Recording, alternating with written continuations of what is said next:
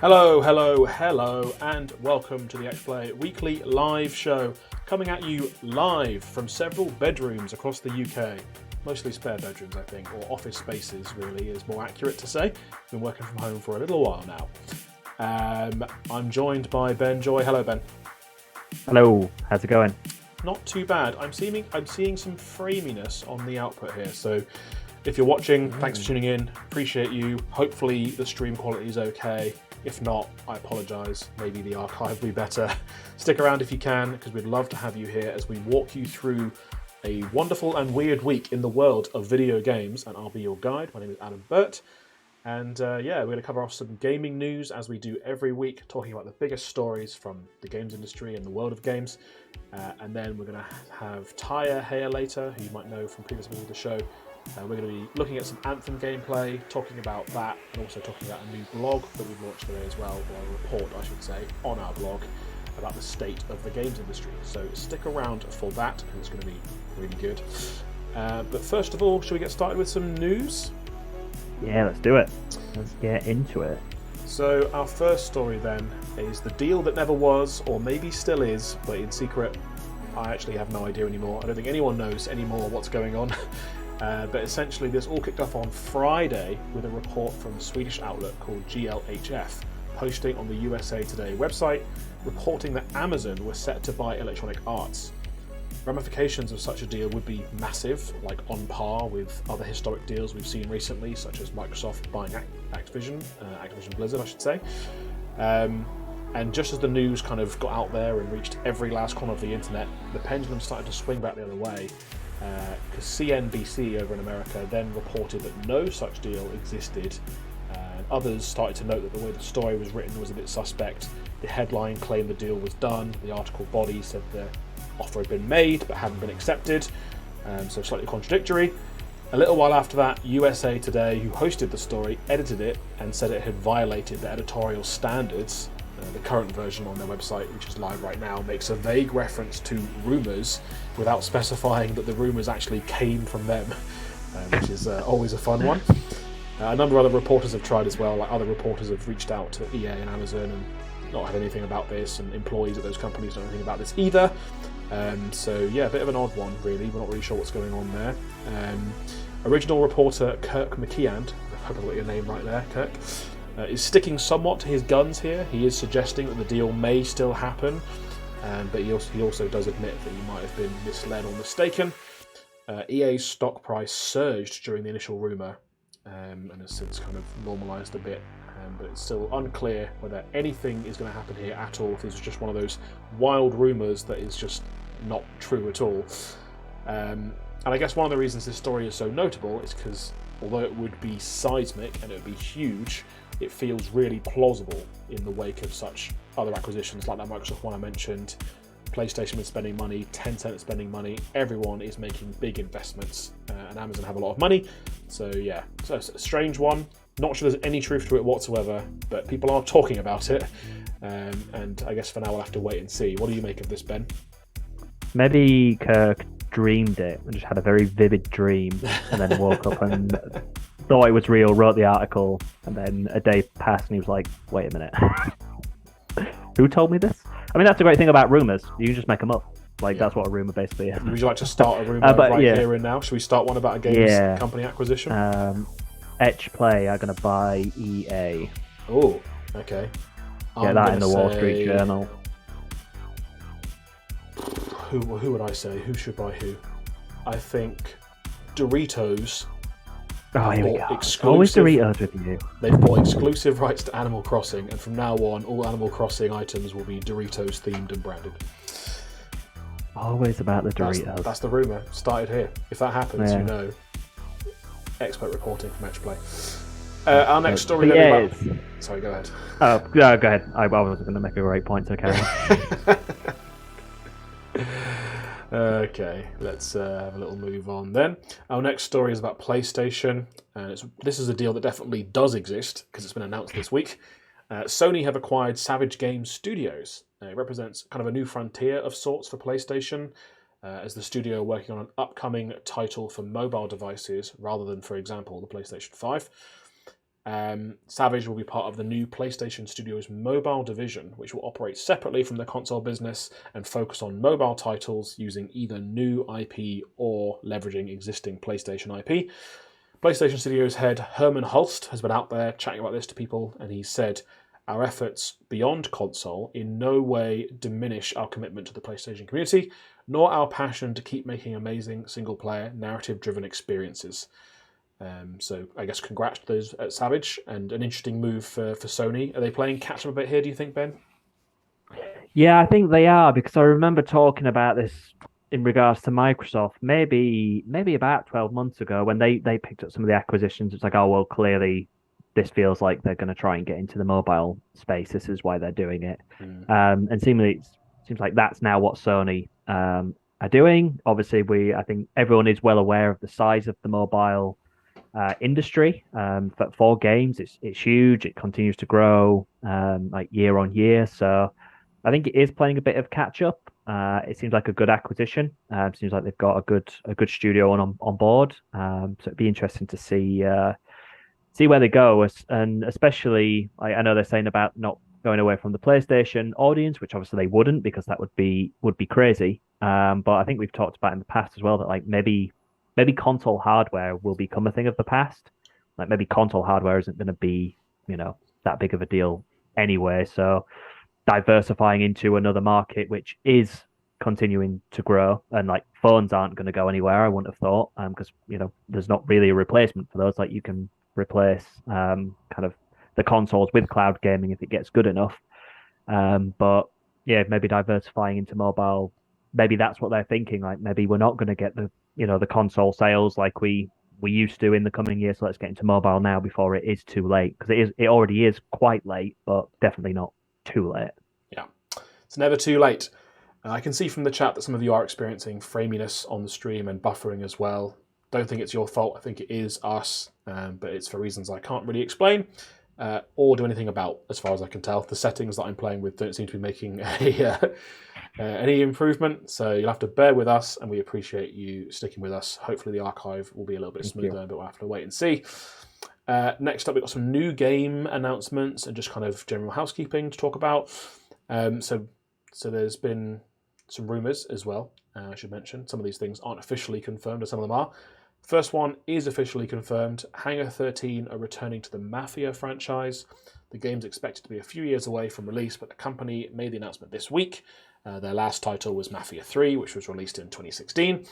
Rumour has it they were working on an open-world sci-fi game, which was quietly cancelled at some point in the last year, and now they're like, let's go back to what we did before that everyone quite liked, which is an interesting move. And similarly, there's also more details coming out about the new Assassin's Creed. It's called Assassin's Creed Mirage and will be set in the Middle East. The name certainly conjures up that desert imagery, I think. Reportedly, the game will be going back to Assassin's Creed basics, so less RPG mechanics, more of the traditional stealth and kind of fixed storyline that were present in the earlier games. We're expected to hear more about this one on September 10th at Ubisoft's next event. We're going to talk about this more later in the show, but there's a sort of a trend towards risk averseness with a lot of these big companies at the minute, and I think this is really symptomatic of that, leaning on existing IP rather than gambling on new IP, and even within those IP being like, okay, let's make one that the fans will appreciate from the past rather than trying to like be risky with it or be like new and exciting. What do you reckon, Ben? Yeah, I think that absolutely is what it comes down to, the risk averseness. Like we've talked on countless times about how going back to the well with the existing IP is so valuable because you've already established it, you've already done the hard work. You don't need to convince anybody that this is a franchise that they're going to like because they're already invested in it, especially with like Mafia where they've done 3 games and people still like it. Like it's not like you've done a game, a sequel, and people are like, I'm kind of over this now, and then you try and push out a third. So I think it definitely makes sense. Again, having cancelled or potentially cancelled a new IP, it's expensive to get a new IP out there. So if as you're going to talk about later, I'm going to go too deep into it now, but with that risk averseness, kind of, people are probably playing it safe and looking for things that people will still enjoy that they can make some money at rather than risking something that people might not enjoy Yeah. and might not make you any money. It's kind of in that matrix where it's like, where's the sweet spot, and you always want to be in. People will like this and will earn some money. Like that's a good, nice, safe haven to be in that matrix. Our last rumoured announcement isn't a game at all, but a service. So Twitter users poking around in the Xbox backend code have discovered references and a logo for something called Xbox Game Pass Friends and Family.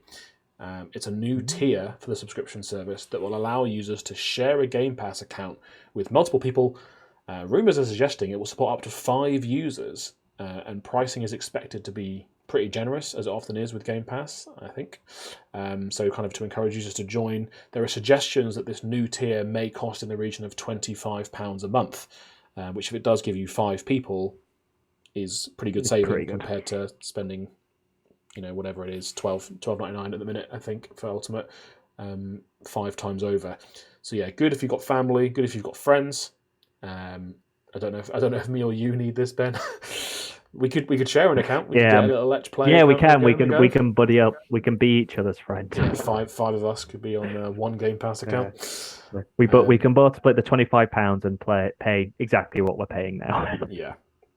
I think this is probably a good move. This strikes me as a bit of a no-brainer for Microsoft. Obviously, there's question marks about how many users and what the price will end up being, but in some form, doing this is sensible because there's going to be a growing number of households, in which parents want to game and so do the kids, or those sorts of things. And it's like getting people access to it. It's the way that kind of Netflix works, where you've got like those profiles when you log in, isn't it? That you can. Yes. Much as Netflix would rather you didn't. Netflix don't like you doing that. Yeah. They don't like it, but that is also how they became popular. Yeah, it's interesting the different views of like the different industries kind of have on this kind of thing, because like Spotify is very much the same, isn't it? You can get a family plan, I don't think it's much of a thing in this country, but over in the States, I know like family plans for cell phones, like mobile phones, is a big thing.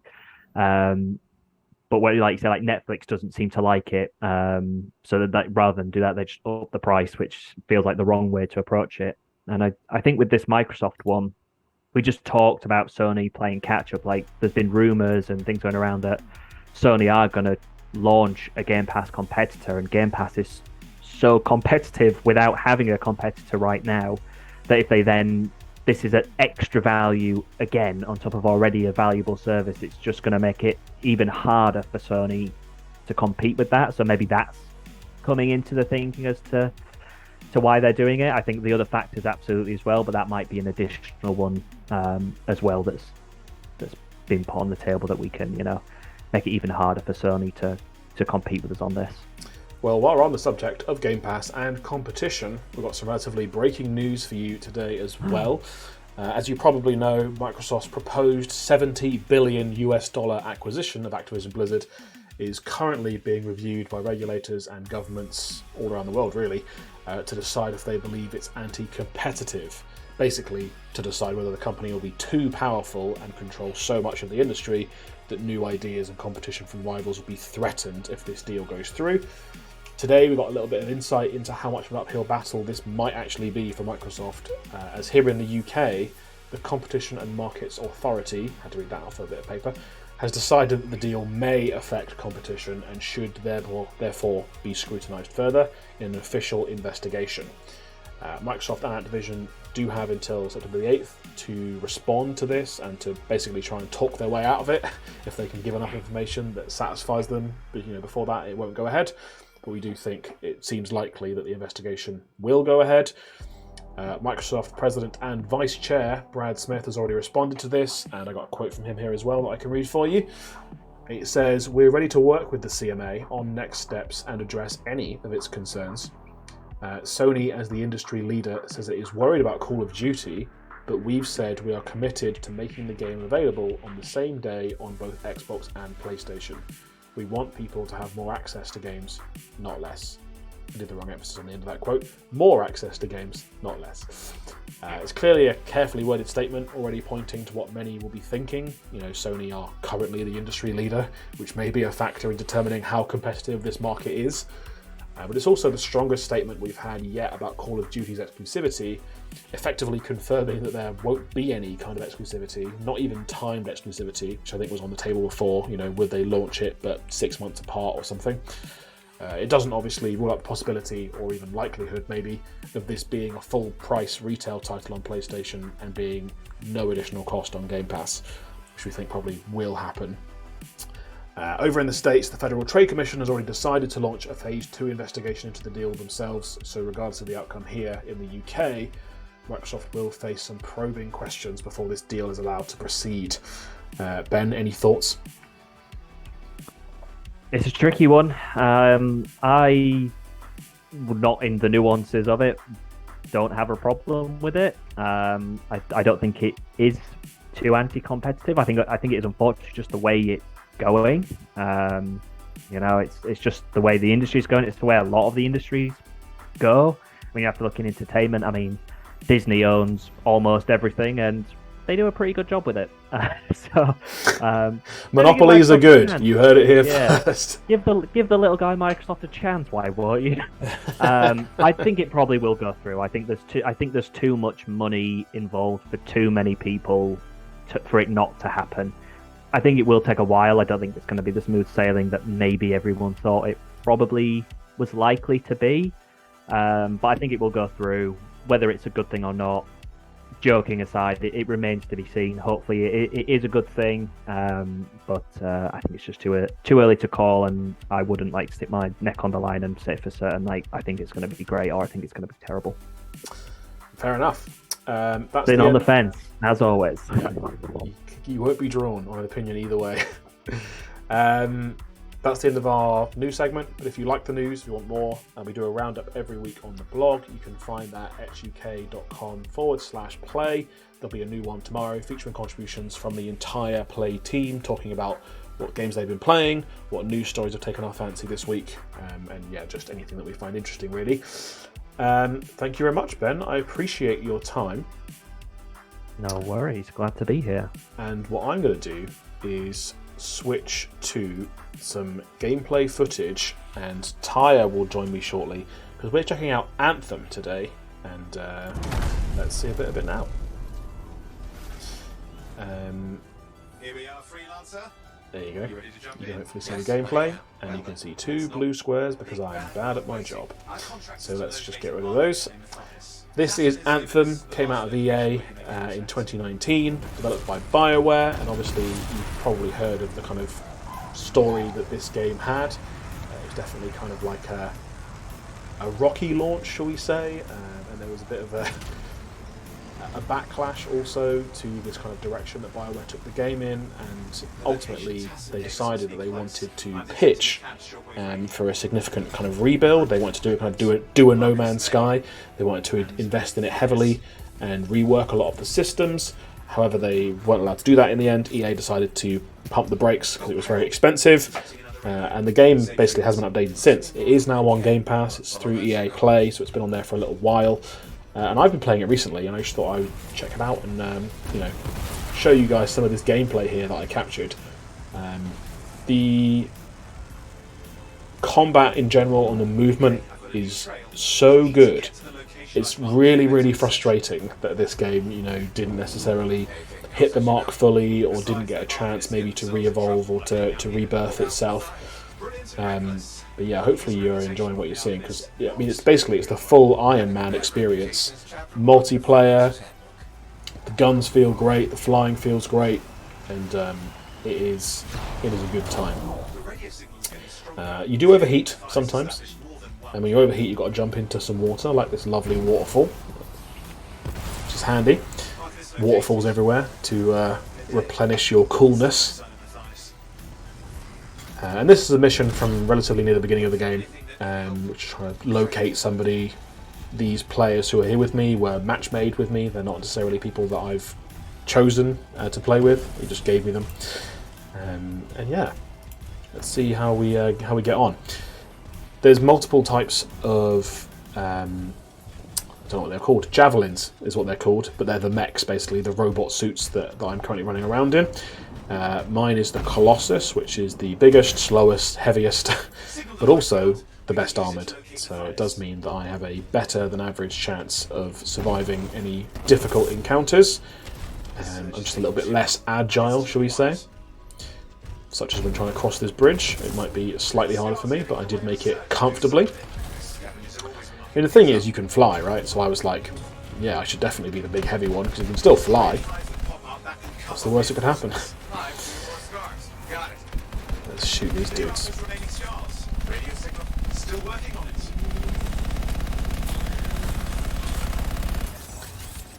I've been asking people recently about their near misses.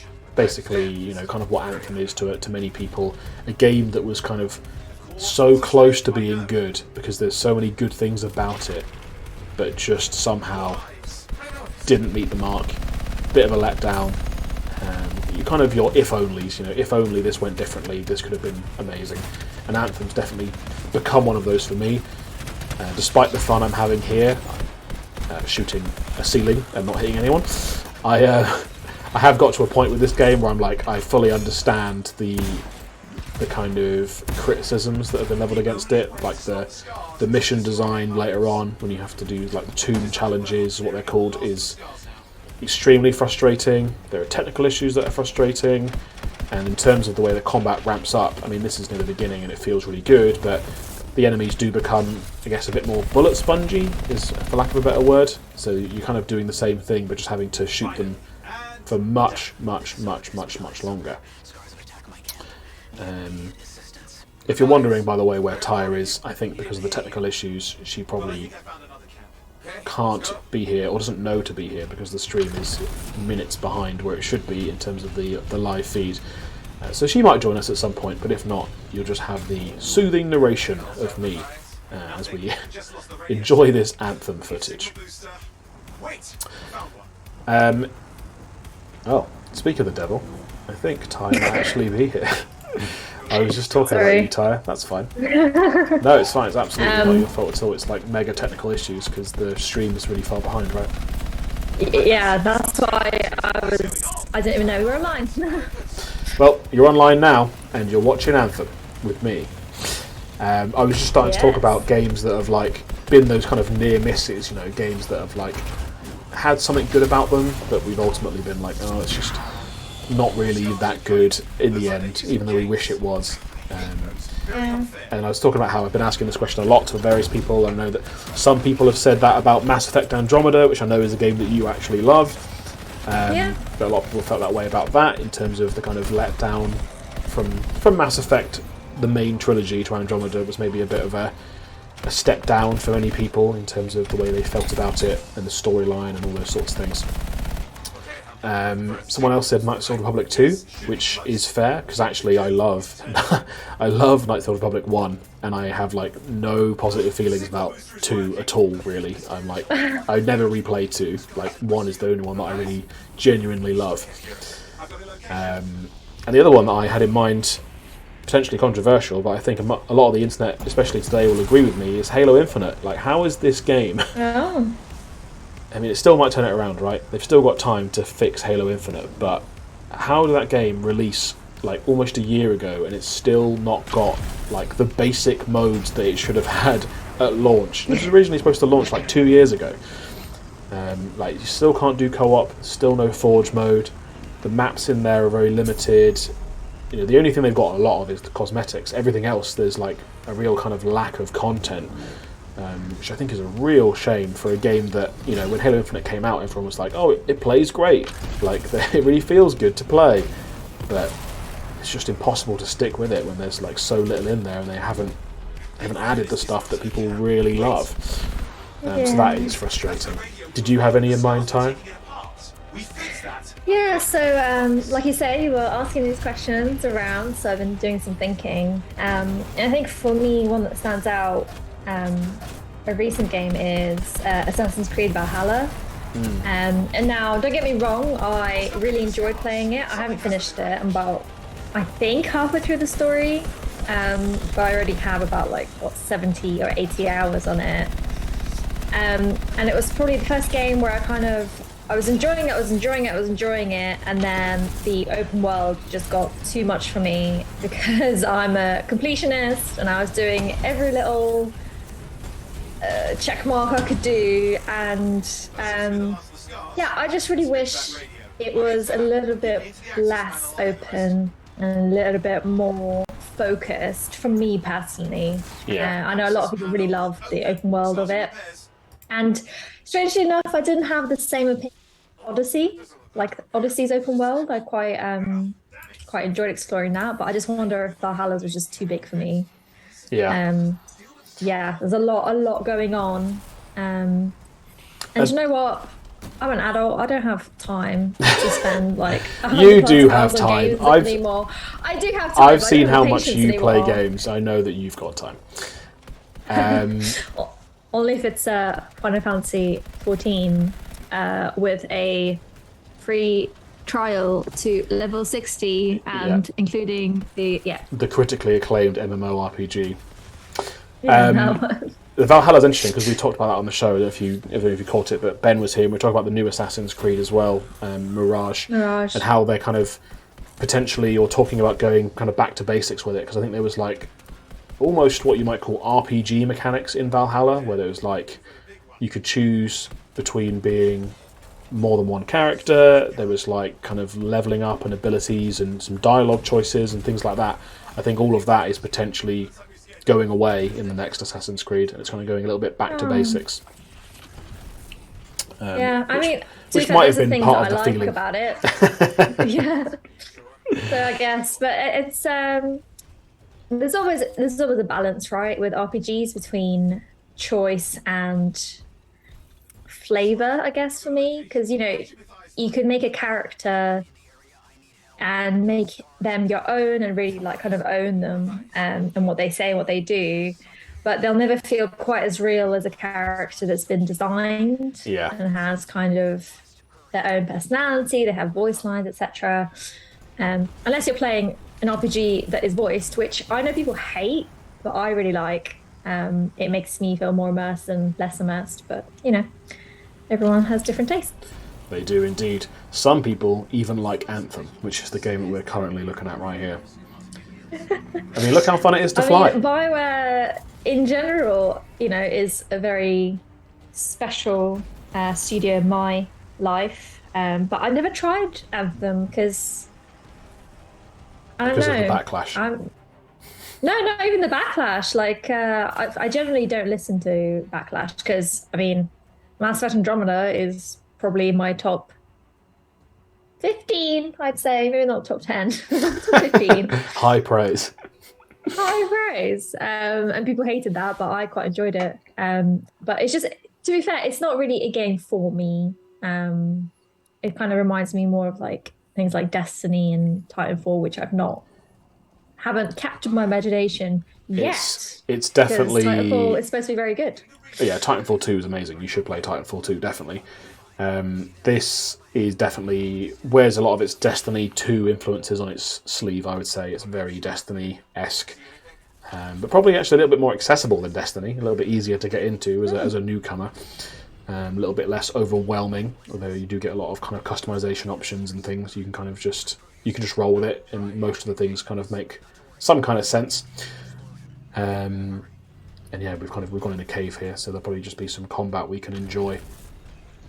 While I'm running around looking for someone to shoot, there was one more thing that I wanted to kind of talk about today on the show, which I mentioned at the start of the show as well, and that's our new report into the state of the games industry. It's gone live over on our blog today, so it's up there right now, and it's an examination of where we are kind of as an industry. It talks about the pandemic, and it talks about the forthcoming recession here in the UK, and it talks about delivery problems and games not quite meeting consumer expectations, such as Anthem.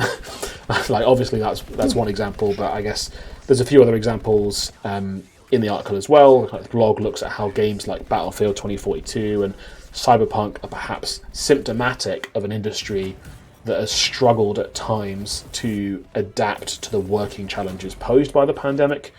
I brought up Halo Infinite earlier as well. That's absolutely also part of this trend. Like, they would definitely, I think, attribute a lot of their issues to that switch and that kind of change in working style. And one of the noted impacts in the blog as well, everything on the show kind of ties in nicely together this week. That kind of upcoming recession is going to cause companies, especially big ones, to become even more risk averse, relying on existing IP, going back to basics. We talked about Assassin's Creed just a minute ago, one of the few games that Ubisoft isn't shelving. They're actually cancelling a lot of their other games because it's so dependable, and they just want to focus on things like that. And even with that, they're kind of keen to ensure that it attracts those long-term fans and delivers on what they want out of an Assassin's Creed game, rather than trying anything super new and crazy at this point in time. But yeah, I mean, the blog's up there right now. It features thoughts and contributions from several of us here, including myself, Tyre, Ben, and Dan Thomas is there as well. It's comprehensive and I think makes a really good read for anyone who works in games or is interested in games. So if that's you, please go and check it out. We would really appreciate it. And yeah, let us know what you think as well. Give it a read and hit us up on like Twitter and those sorts of things too. Tyre, thank you for joining me. I appreciate you jumping in, even though there's obviously a lot of technical issues with today's show. And if there's anybody who's still watching through the buffering and the framiness that we're experiencing today, I appreciate you greatly. You get like a #1 fan badge if you find it and draw it on a piece of paper for you. I've been Adam Burt, and the show will be back next week at the same time, I believe. So stay tuned for that. And if you don't follow us already on Twitch, make sure you do now. There's a button down there, you can press it. Or if you're watching on YouTube, you can subscribe there and get notified when we post new videos. We've actually got a new video up today as well about Escape Academy, which is a great little game on Game Pass that you should check out if you like escape rooms and riddles and tricks and things. So definitely go check that out too. And we'll be back in the future, like I say. Tyre, just for your benefit, I am going to let this stream run for a while because I'm going to try and let it get to the end of where it's been buffering. Yep. So don't say anything weird because it's live. That's a challenge. Just don't be weird, and we'll see you next week. Bye, guys. Bye.